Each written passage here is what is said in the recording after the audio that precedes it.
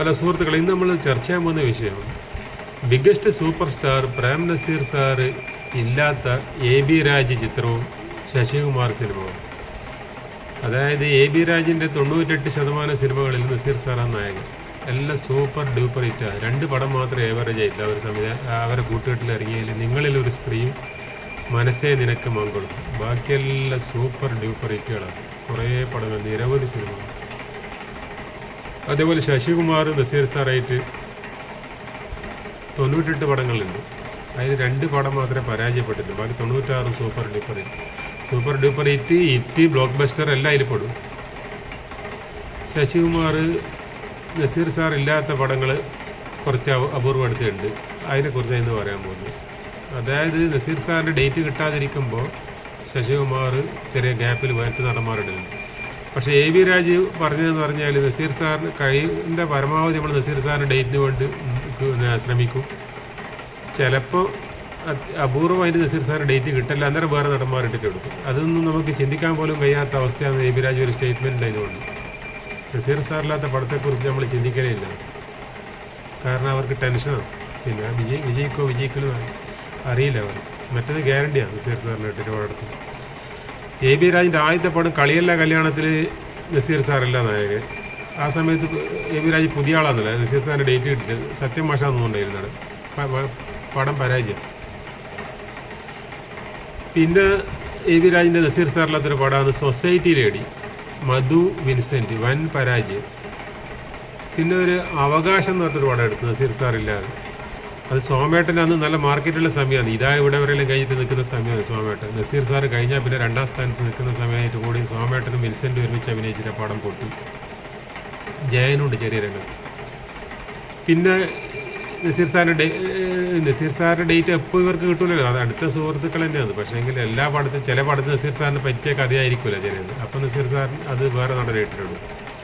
അങ്ങനെ എടുത്ത പടം കഴുകെല്ലാം പോലത്തെ പടത്തിലൊന്നും നസീർ സാറൊന്നും അഭിനയിക്കൂല അന്നത്തെ കാലത്ത്. അപ്പോൾ അന്നത്തെ കാലത്ത് കഴുകലിൽ ജയൻ ചേട്ടനെ വെച്ചിട്ട് എടുത്ത് പടം ഹിറ്റായി, കഴുകൻ ഹിറ്റായി. പിന്നെ ജയൻ ചേട്ടനെ എടുത്ത് അഗ്നിശാരെടുത്ത് അത് പരാജയപ്പെട്ട് നസീർ സാറിനകത്തൊരു പടമാണ്. പിന്നെ നസീർ സാർ രാഷ്ട്രീയത്തിലേക്ക് പോയ എ ബി രാജ് ഒരു പടം മാത്രം സംവിധാനം ചെയ്ത് നിർത്തി. ഓമനിക്കാൻ ഓർമ്മ വെക്കാൻ എന്നിട്ട് മോഹൻലാൽ ഇട്ടിട്ട് എടുത്ത് അത് ഒരാഴ്ച തേച്ചിട്ടില്ല, പടം പൊട്ടി. അതിനോട് ശശികുമാർ എ ബി രാജ് പടവും നിർത്തി. നസീർ സാർ രാഷ്ട്രീയത്തിൽ പോയോട് എ ബി രാജ് നിർത്തി. ഈ ഒരു പടം മാത്രം എടുത്തിട്ട് ഓമനിക്കാൻ ഓർമ്മ വെക്കാൻ. അങ്ങനെ ഈ ആകെ ഒരു 5-6 പടത്തിൽ മാത്രം നസീർ സാർ ഇല്ലാത്ത എ ബി രാജിൻ്റെ പടങ്ങളുള്ളൂ. ഈ 6 പടം. ഇനി അഥവാ ഞാൻ വിട്ടുപോയിട്ട് നിങ്ങൾക്കിതിൽ കമൻറ്റ് ബോക്സിൽ രേഖപ്പെടുത്തും. പിന്നെ ശശികുമാറിൻ്റെ കാര്യം പറയാം.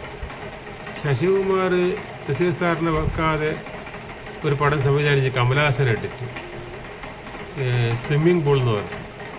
സോമങ്കരാവിലെ രാത്രി ഇന്ന് സോപാന സംഗീതരാത്രി. നല്ല പാട്ടത്, അതിലുള്ള പാടാത്. പക്ഷെ പടം 8 നിലയിൽ പൊട്ടി. പിന്നെ ജയൻ ചേട്ടനെ വെച്ചിട്ടൊരു പടം എടുത്ത് തീനാളങ്ങൾ എന്ന് പറഞ്ഞിട്ട് അത് വിജയിച്ച്. കാരണം ജയൻ ചേട്ടനെ വെച്ചിട്ട് ജയൻ ചേട്ടനെ നായകനാക്കിയിട്ട് ശശികുമാർ ഒറ്റ പടയെ സംവിധാനം ചെയ്തിട്ടുണ്ട്. അതാണ് തീനാളങ്ങൾ. അത് വിജയിച്ചത്. സോമേട്ടൻ നായകനാക്കിയിട്ട് 1 വർഷം 1 മാസം എന്ന് പറഞ്ഞൊരു പടം എടുത്തിട്ട് സോമേട്ടൻ ഡബിൾ റോളിൽ അത് വിജയിച്ച്.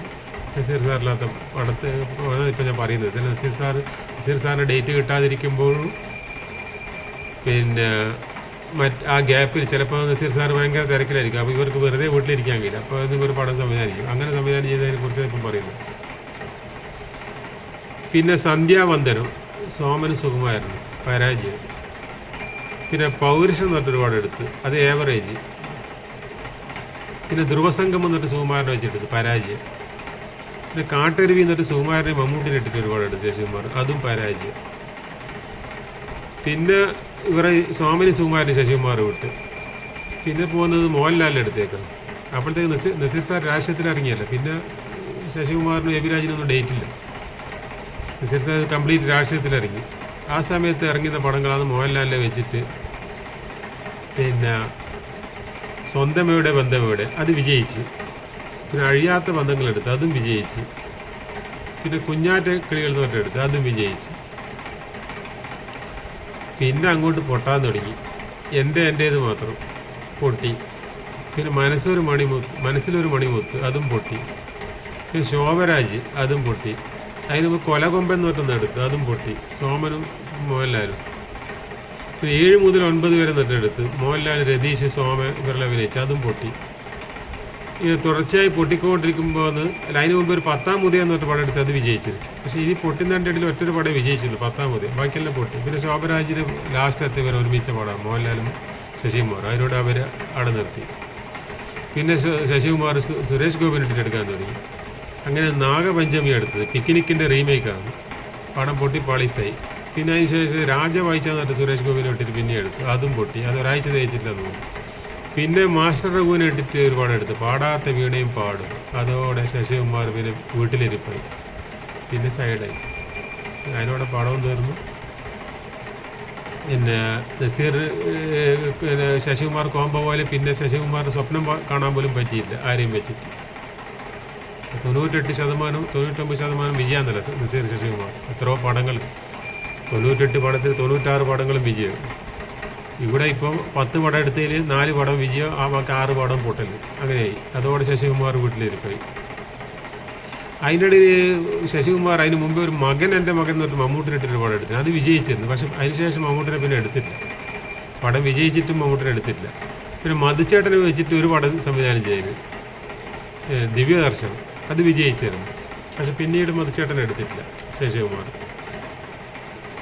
പിന്നെ മധുച്ചേട്ടൻ പിന്നെ ഒരു പടത്തിൽ എടുത്തിന്, അറബിക്കടൽ എന്ന് പറഞ്ഞിട്ട് പൊട്ടിപ്പാളീസായി. അറബിക്കടൽ എന്ന് പറഞ്ഞിട്ട് മധു, മോഹൻലാൽ, രതീഷ്, അത് പൊളിഞ്ഞു. ഇങ്ങനെയായിട്ടത്. പിന്നെ ശശികുമാർ പിന്നെ വീട്ടിലിരിപ്പായത്. അപ്പോൾ ഞാൻ പറയാമെന്ന് വെച്ചാൽ കാര്യം എന്ന് പറഞ്ഞാൽ ശശികുമാറിനും എ ബി രാജനും നസീർ സാർ ഇല്ലാതെ പടം വിജയിപ്പിക്കാൻ കഴിയില്ല. ശശികുമാറിന് ഒരു ഇൻ്റർവ്യൂവിൽ പറഞ്ഞിട്ടുണ്ട് പണ്ട്. കാരണം നമ്മൾ പടം എടുക്കുന്ന സമയത്ത് നമ്മൾ പടം സംവിധാനം ചെയ്യുന്നുണ്ടെങ്കിലും നസീർ സാറിനാണ് ഒരുവിധം ചില പടങ്ങളിലും നസീർ സാറിന് സംവിധാനം ചെയ്യേണ്ടി വന്നിട്ടില്ല. ഒരു ശശികുമാർ പറഞ്ഞു നമുക്ക് സംവിധാനം ചെയ്യേണ്ടി വന്നിട്ടില്ല, കഥ എഴുതിയിട്ട് വേറെ ലൊക്കേഷനിലേക്ക് പോകും. ശശികുമാർ 1-2 പടം ഒരേ സമയത്ത് ചെയ്യും. നസീർ സാറിൻ്റെ അടുത്ത് സ്ക്രിപ്റ്റ് കൊടുത്താൽ പിന്നെ ബാക്കി നസീർ സാർ അഭിനയിച്ചോളുന്നു. ഡയറക്ഷനൊന്നും വേണ്ട, നസീർ സാറിന് പറഞ്ഞു കൊടുത്തോളൂ അസിസ്റ്റൻറ്റിന് അങ്ങനെ ചെയ്യും ഇങ്ങനെ ചെയ്യും. നസീർ സാർ ഇത് പൊതുവെ സംവിധായകൻ എന്നുള്ള നിലയിൽ സ്വതന്ത്ര സംവിധാനം ചെയ്തിട്ടില്ല. പക്ഷേ നസീർ സാർ എല്ലാ ഡയറക്ഷനും അറിയാം. ശശികുമാർ പറഞ്ഞു നസീർ സാർ ഒരു വലിയ സംവിധായകൻ തന്നെയാണ്. നസീർ സാർ ഒരു നടൻ മാത്രമല്ല, ഒരു സംവിധായകനും കൂടിയാണ്. നമുക്കൊന്നും നസീർ സാറിനടുത്ത് അങ്ങനെ അധികം പറഞ്ഞു കൊടുക്കേണ്ടി വരത്തില്ല.